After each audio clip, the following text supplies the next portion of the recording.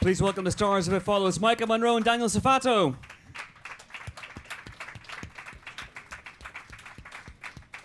Keep it going, people. Come on, that's it. Thank you. That's much more like it.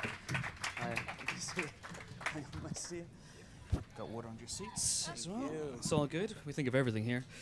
Welcome, guys. How are you feeling? Good. Good. Not too jet lagged. We're okay.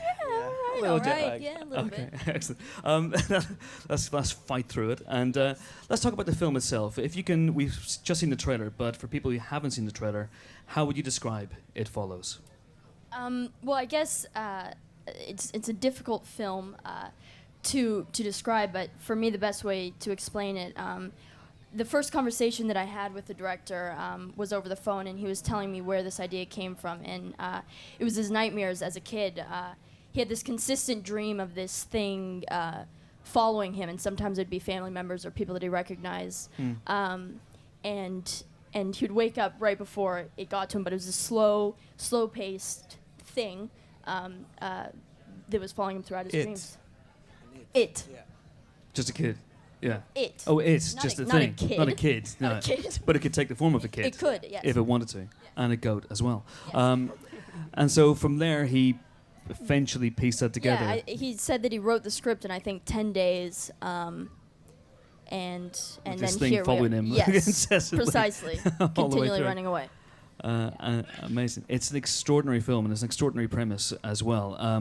Let's talk first of all about your characters. Maika, you play Jay, who is pursued by this thing all the way through the movie. Yes.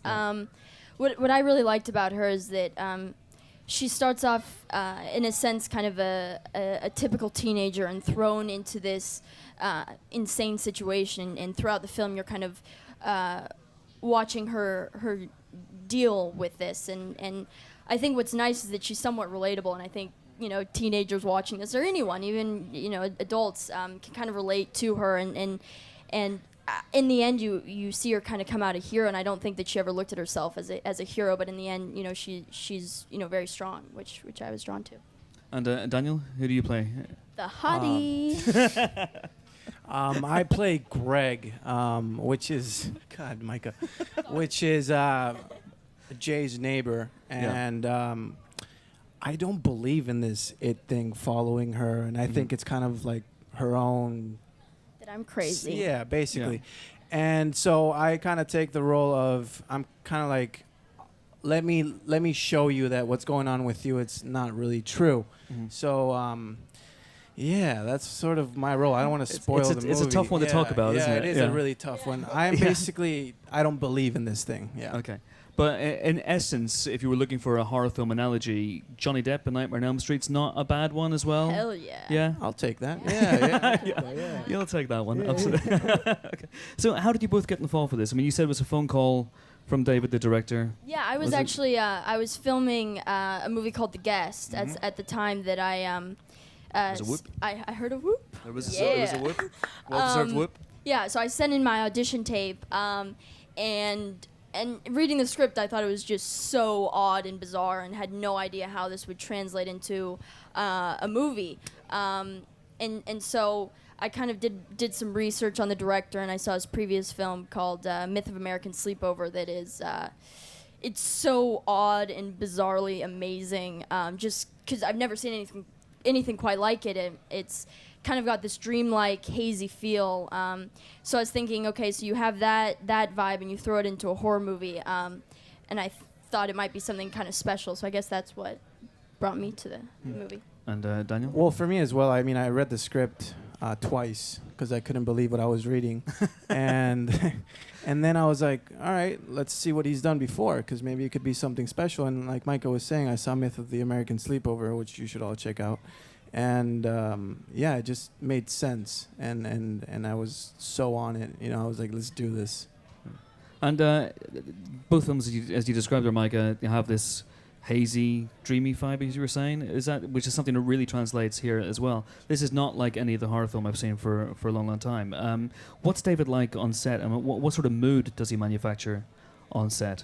I mean, he's super calm. I mean, there's days where we're crunched for time, and you know, we're doing some insane scene where it's a long shot and I'm running away, and it's so specific, and he keeps it together, which is so nice for a movie like this, having a very calm leader, kind of like the Rock of the production, and he's super personal when he works with you. When you know we're working on a scene, he'll come and pull you aside and just, you know, we sit down and he's looking at you. Okay, let's try something like this. Let's work on this part, and so it was incredible. I mean, I think kind of all the actors had complete faith in him because he knew what he wanted. He was so specific about every little detail. So it was kind of amazing, I think. Yeah, well, he has a really clear vision of what he wants, and he knows how to get it. And when you just have that feeling, like, you just trust him, you know. If he says A, you do A. And so, like Maika was saying, he's really personal. He comes to you. He's a really simple guy. He's really, really interesting to work with. Really direct. Yeah, I guess, yeah. As well. Yeah, he lets you play as well, though. You know, he doesn't really tell you what to do, but he's just a really cool dude. Yeah. Yeah, you meet him and you're like, okay, this guy is something special. Like, he's And going he places. always had a beanie on, remember? Oh, really? Is that because it was absolutely freezing cold as well? That's a part of it, yeah. Because the film's set in the summer-ish time, It's supposed to be. Yeah. Yeah. Yes, the But it was- wardrobe is summer clothing, but it was filmed in October and November in Detroit. Okay. It's Like freezing. like that clip that you guys just saw, Maika. We're Basically about to. naked, We're about to see that. Yeah. We're about to see about it. to see you it. see it a little bit Yeah. in the In trailer. in the trailer. Well, it is. You do Celsius, right? Celsius. It was yeah. like -2 Celsius. Yeah, it So was ridiculous. Yeah. Okay. It was cold. That's what I'm trying to say. I think that's a good setup. We're about to see Maika suffer for her art. So can you set this one up? Can you put some context to the scene we're about to see? Yeah, I mean, you see a bit of it in the trailer. Basically, I just had sex with Hugh in the car, and I'm laying over, and he comes in, and it's OxyContin, right? OxyContin, yeah. He puts OxyContin, so I pass out, and I wake up tied to a wheelchair. And the rest Great will stuff. follow. Let's take a look at the clip. The film is longer, just in case you're wondering. Just a little bit. It doesn't just end at that point. So how cold then? -2? She Yeah, does yeah. Fahrenheit. How bad was it for Yeah. you? You okay? Yeah, I mean, yes, I survived. Good. Yeah. But basically, yeah, in between takes, they'd come and like wrap me up with blankets, and I'd just have like this little hole where I'm looking out. And I mean, well, Daniel, you were on set and you were wrapped up I warm, had and 10 layers. yeah, Man. exactly. You had coats on. I'm just like, I was you good. little. but that also sets up the basic premise, so that Jay will be followed throughout this movie. But there's a fascinating a facet that David welded to his original idea. This idea of the beast being transmitted through sex, which in horror films, sex is often used as punishment. Sex is often used as some sort of weapon against its characters. Can you talk about how it's used in this movie and how David? I wish David was here to answer this one.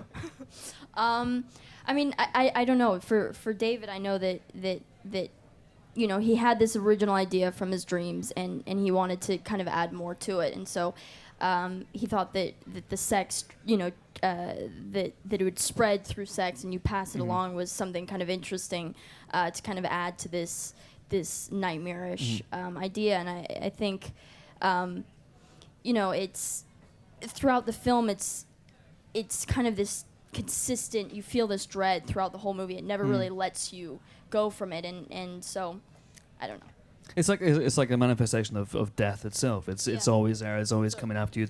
It's a creeping dread. And the film itself, the creature, so to speak, is manifested in a series of different forms. So we see a lot. There's a tall guy. There's an elderly lady. There's an old naked guy at one point. I mean, what was it like working with these people? How close did you get to them? Did you interact with them? And how freaky was that? We interacted with the old lady. She was really, really nice, actually. All of yeah, them all were, of them. though. The I tall mean, guy was like the 7'11", real giant. dude. I He mean, was he's huge. They were just really nice people. Very Yeah. normal. Yeah. All jobbing actors from Detroit, all just recruited Actually, for the day? the giant guy played basketball, surprisingly. Really? Yeah. I mean, You would never think surprisingly. that. I'm being sarcastic. Yeah. Missed that. It's a fantastic movie monster as well. I mean, Did David talk to you about his vision for the monster? Because what's interesting about it is that it never really transforms. It's a very, very human representation of death. Yeah, I mean, I think initially we saw drawings of what he wanted, and he had met with the giant prior to us filming, so he showed us pictures of that. But it wasn't really until on set that you kind of see the full extent of it, like the woman that I see in the kitchen, who's incredibly deformed, and it's all makeup that they do on set. So it was definitely very cool to see it right there in your face, which is way more terrifying. But yeah, I think he had very specific ideas for each and I think they're terrifying. And I read an interview with you where you said that you were quite withdrawn from the other actors on set. Did you put yourself in your own headspace? Is that the case? And Daniel, what was that like? I can testify for that. Yeah, she was never with us, man. She was like a complete loner. She was always with her two little headphones, listening to what music were you listening to? Who knows what? All right. Well, yeah, she was a complete loner. Yeah. Yeah. For me, I guess it's with such a dark premise, it's not easy for me personally to go back and forth from my own self to this darker place. So I just kind of throughout the week that we were filming had to stay in that mindset. So I was all really good friends with you guys, and so we'd have we got fun, along, and yeah. But I at least on set I couldn't be like laughing and having fun with you guys. So I just headphones and just in my own world. Okay. What sort of music were you listening to? Can you say? I've been asked this and I can't remember. Like I feel like I blacked out the whole filming process. Just like, I don't know. I can't remember. So you don't very have dark, depressing music. So Frank Sinatra, Exactly. usual stuff. Just stuff like that. Yeah. Okay. Was it roughly the same approach for you the last time you were chased by an implacable killing machine in The Guest? It was Dan Stevens. He's a Hottie. babe. No, The Guest. Yeah, that was much more lighthearted in a sense. I mean, still, it is. You've got a killer chasing you, but it follows what's much more intense. Intense shooting. 100%, yeah. Okay. Let's take some questions for you guys now. We've got a couple of roving microphones going around. If you have anything to ask Mike and Daniel, put your hands up. Don't be shy. Anyone at all. These guys are talking amongst themselves. They're thinking about it. I can see it. I can see it. Do you want to ask a question? Go on then. Let's wait for the microphone. Yeah. It's the first time I've ever actually almost physically coerced someone into asking a question. I apologize. Yeah. I was actually I was wondering because you pretty much just answered it in the last question, but okay. I was just going to ask, is there like a substantial difference between filming a movie like The Guest, which is obviously much more action orientated, and something like It Follows, which is much sort of slower paced horror? Well, yeah, I mean, The Guest, even just the group behind it, Adam Wingard, the director, is this, crazy, loud, I mean, just hysterical guy. I mean, we're laughing nonstop filming that movie, and Dan, too. I mean, it was so much lighter. And although, I mean, the premise was, like I said, it is someone chasing you and trying to kill you. There was a comedy to that film, and just the vibe of it. And then It Follows, David, the director, is very low key and calm and just very intricate, and everything is it was probably the most intense 5 weeks of my life filming this. I mean, every day was screaming, crying, running into things, running for my life. That isn't easy to do. Bouncing walls. Yeah, for 5 weeks. So yeah. Did you film it chronologically or out of order? No. Okay. Yeah. So I imagine maybe at some point in week 4 you had maybe the first scene where you're actually quite happy. Yeah, I'm and like, it's all right. yeah. I think The last scene you shot was the first wheelchair. scene. Yeah, the wheelchair scene was the very last day. Yeah. Oh my God, really? Yeah. Okay, that must have been fun. Yeah. Straight in the deep Oh, end, yeah. so to speak. Yeah. What sort of homework did he give you guys to prepare for this? Did he give you reading material? Did he give you other films to watch? For me, he gave me some films to watch, John Carpenter's films. I remember Blue Velvet, watching that, which is a great one. And it was hard, though, because I came straight from another film, The Guest. So those were back to back. So there wasn't as much time as I probably would have hoped. But we spent, I think, about a week and a half before, just all of us, working together, the cast, and going through the script and stuff like that. Yeah. Which I think that was the best Yeah. thing for us, because I don't know, I think when you watch the movie, you can tell like these kids are actually friends. Yeah. You know, there's a chemistry between us that I think sometimes you don't get to experience because you don't get a week before you start filming. You know, Yes. you just get there and it's like, Hang all out, right, yeah. let's start shooting. Yeah. So I think that really, really helped us, and you can see that in the movie. And what about horror films in general? Is that something that you're interested in? I mean, Micah, people are now throwing the sobriquet Scream Queen at you after listening to the guest. I mean, is that something that you're embracing or you want to get away from? I mean, no, I'm embracing it. I mean, it was just by chance that the guest and It Follows came back to back. I read both those scripts and they're both so fascinating and just so unique to the horror genre. And so I just felt like I had to do both of them. But, the next projects, the upcoming projects aren't necessarily horror. And I think, I'll probably take a break for a little bit from horror. I'm like, I need to, take a minute. Yeah. From being chased really slowly. Exactly. We've been talking an awful lot in my office about the rules of the creature. And is that something you guys talked about on set? What you could do, the lengths you could go to get away from it? Because it has rules. It's physical. It has to walk. Yeah. So could you fly away? Could you go to a different country, different time zone? Yeah, How would but that work? we're making a movie. Come on, man. So we can't fly away, please. Seriously? Yeah, I mean, no, David, because he was kind of asked a similar question today about what were the limitations, and he said he's just writing and he's kind of just creating the idea in his head, and there wasn't really any specific. I don't think we ever talked about it. It was just kind of it's walking slowly and we're running away from it. Great, yeah. We had really, really old school cars too, so that didn't really help us. We couldn't go too fast. You know what I mean? Like 10 miles an hour. My car, Greg's car, not my car. I mean, do you remember? We were driving that car in the highway, and it was pretty terrifying having David in the back, the DP in the car, all the cast, and myself driving. Oh my God. Yeah, it wasn't pretty. Yeah. So do you feel a sense of responsibility? I better Hell not yeah, spin man. this. yeah. Yes. A lot of responsibility. If I crashed, bye-bye movie. The movie would have never been made, So, yeah. But at no point did you turn to David and go, you know what, I think our character should go to Australia now. Just to buy some Yes. time. Get some kangaroos and Serious time, yeah. Bit of sun, that'd be nice. Yeah. You never know. Next one, you never know. Yes. You never know. It follows Sequel. two. It follows too. I just want to ask you guys one last time. If you have any other questions for Daniel and Micah, yes, please. You, sir. If you just wait for the microphone. Hi. Can you name the top 3 actor or actress that you want to work with in the future? Top 3. I like that question. Top 3. It's quite Do you want to specific. start? Okay. Okay, let me. I would love to work with Jack Nicholson, but he's never coming back. I don't think so. So Leo DiCaprio, I'm obsessed with him. Basketball Diaries, one of my favorite movies. Mm-hmm. And I'm gonna throw a female out there. Jessica Chastain. Are you just stealing all mine? What? I mean, We have similar tastes. I'll say another. No. Johnny Depp. I mean, Johnny's Johnny. I can go Johnny on is forever, Johnny. man. I mean, That's 4. so Technically, many that's 4. people, yeah. Come on, Okay, come I failed. I think. God, I know one for you. I know one. The blue. Oh my God, what's that movie? Lea Seydoux. Lea She's Seydoux, incredible. yeah. Yeah. Well, that movie's amazing. Yeah. I think Tom Hardy. I think is just insanely talented. And you have a crush Yeah, on he's a him. babe.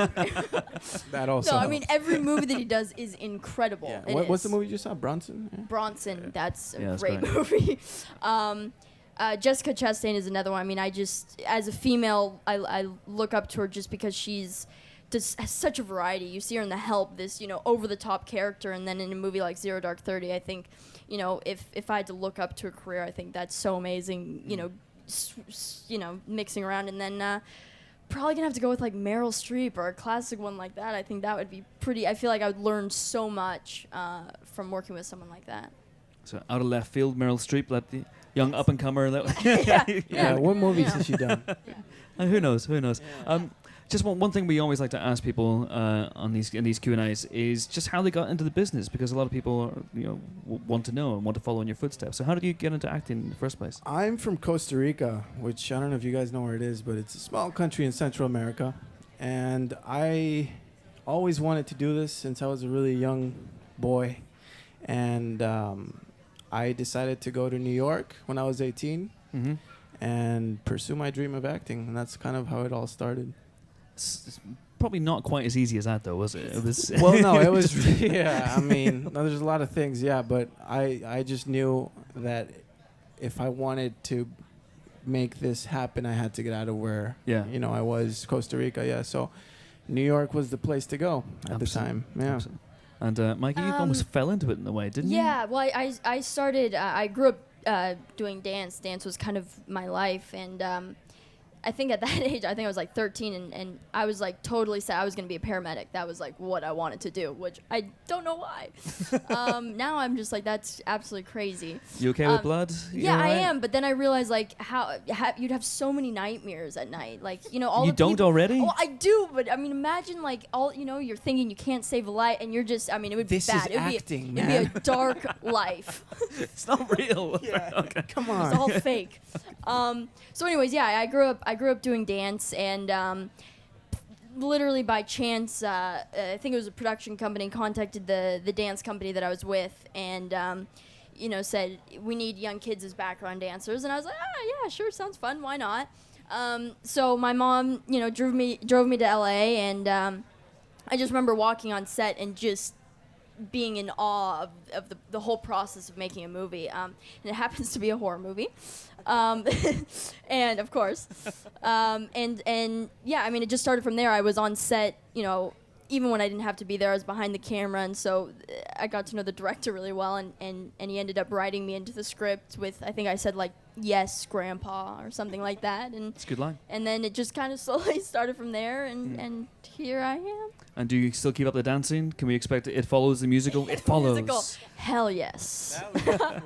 That's an exclusive, and what a note on which to end. Thank you so much for coming. The film is out February 27th, and once again, thank you, Maika Monroe, Daniel Zovatto. Thank you.